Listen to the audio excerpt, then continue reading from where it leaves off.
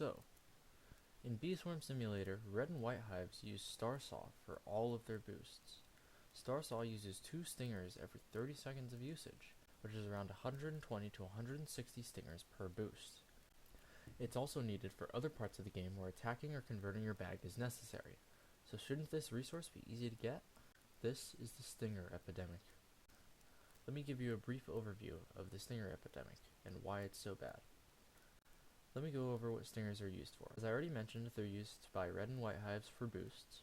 They're also used for just Starsaw in general, helping with attack, crafting Vicious Bee, as well as crafting other gear items, like guards. Stingers are obtained in a few ways, as a rare drop from scorpions, drops from planters in the cactus field, robo parties, the horrendous stinger dispenser. Never buy from it, please, save your tickets.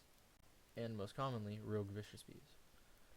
Most of the methods besides Vicious Bees are bad. Scorpions and spiders can only give 1 stinger per kill.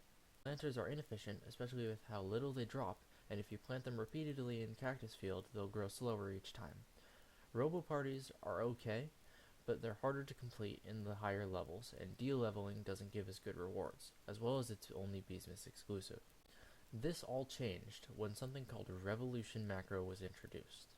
Revolution Macro in its prime used to bring in 1,000 stingers a day by hopping between servers.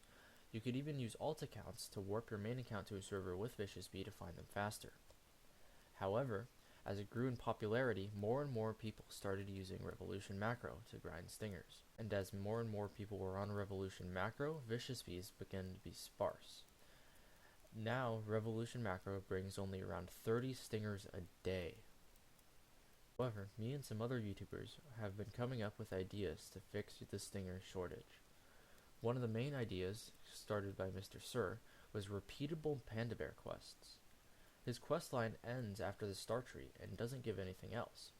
So, on it could add repeatable quests after that give around 5 to 15 stingers on completion depending on the difficulty.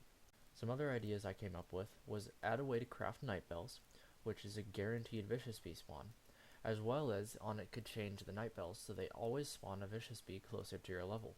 For example, level 5 hives would have Vicious Bees spawn in Cloverfield and the Spider Field. However, level 18 and up hives would have them spawn in places like the mountaintop and the pepper patch. Another idea I had for the night bells was, depending on your level, the chance for a gifted Vicious Bee could increase. Another idea talked about was as a reward from the Robo Challenge. For example, you could get 2 times the round you were on stingers after you fail or complete round 25. One final idea I had in mind was a new planter. It would be called the Enraged Planter and have 1.4x invigorating nectar, as well as bonus stinger drops.